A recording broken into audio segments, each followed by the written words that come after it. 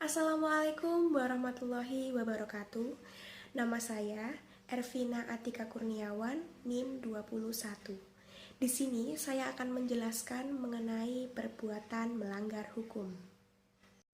Perbuatan melanggar hukum atau biasa disebut juga dengan perbuatan melawan hukum terdapat pada pasal 1365 KUH Perdata atau Kitab Undang-Undang Hukum Perdata, yang menyatakan bahwa tiap perbuatan melawan hukum yang membawa kerugian kepada seorang lain mewajibkan orang yang karena salahnya menerbitkan kerugian itu mengganti kerugian tersebut.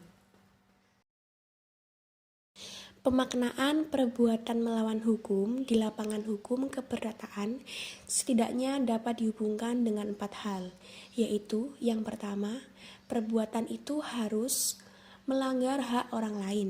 Yang kedua, perbuatan itu harus bertentangan dengan kewajiban hukum si pelaku, atau yang ketiga, perbuatan itu harus bertentangan dengan kesusilaan yang baik, atau yang keempat, perbuatan itu harus bertentangan dengan kepatutan yang terdapat dalam masyarakat terhadap diri atau barang orang lain. Pengertian melanggar hak orang lain di sini mencakup area denotasi yang luas.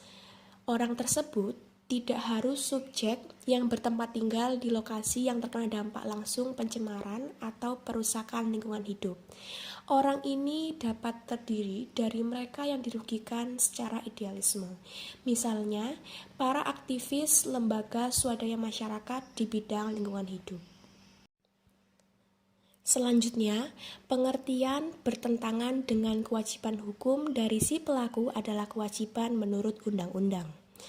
Dari penafsiran, demikian karena rumusan Hogeraat tentang pengertian perbuatan melawan hukum di tahun 1919 itu menjiplak secara harfiah rancangan undang-undang tahun 1913. Dapat diamati bahwa kata undang-undang di sini meliputi undang-undang dalam arti material, termasuk peraturan perundang-undangan pidana.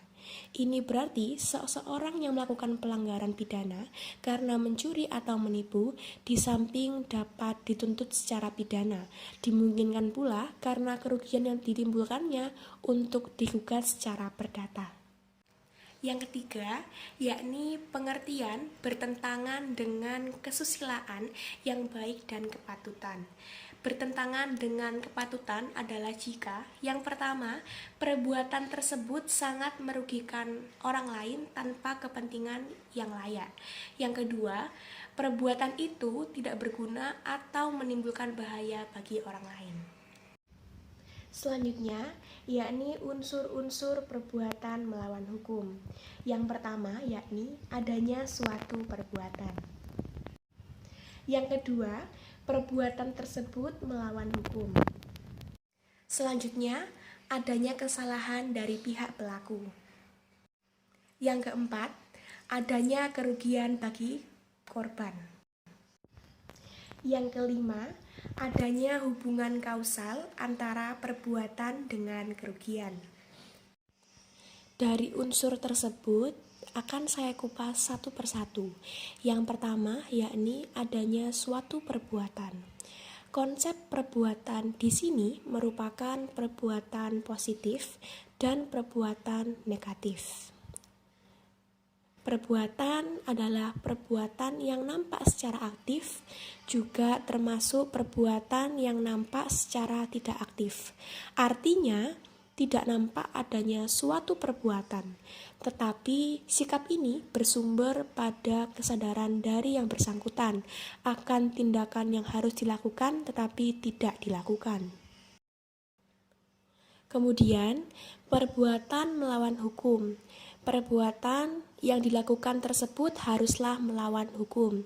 Dapat diamati sejak tahun 1919, unsur melawan hukum tersebut diartikan dalam arti yang seluas-luasnya, yakni meliputi hal-hal yang dapat kita baca sebagai berikut. Yang ketiga, adanya kesalahan dari pihak pelaku. Untuk itu, kesalahan dalam arti objektif adalah seseorang dianggap melakukan perbuatan melawan hukum karena berbuat kesalahan. Kemudian, kesalahan dalam arti subjektif adalah melihat pada orangnya yang melakukan perbuatan itu. Apakah menurut hukum dapat dipertanggungjawabkan? Artinya, fisik orang itu normal atau masih anak-anak. Yang keempat, yakni ada kerugian bagi korban.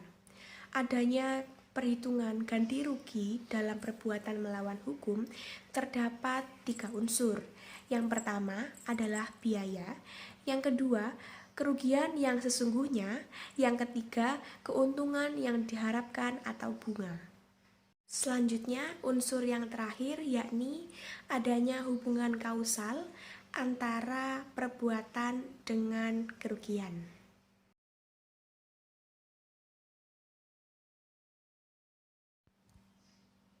Pertanggungjawaban dalam perbuatan melawan hukum.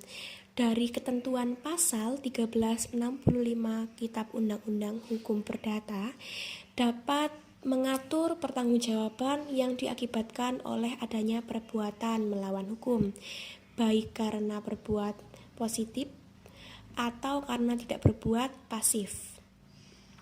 Baik, terima kasih. Sekian penjelasan dari perbuatan melawan hukum yang saya sampaikan. Mohon maaf apabila ada salah-salah kata. Wassalamualaikum warahmatullahi wabarakatuh.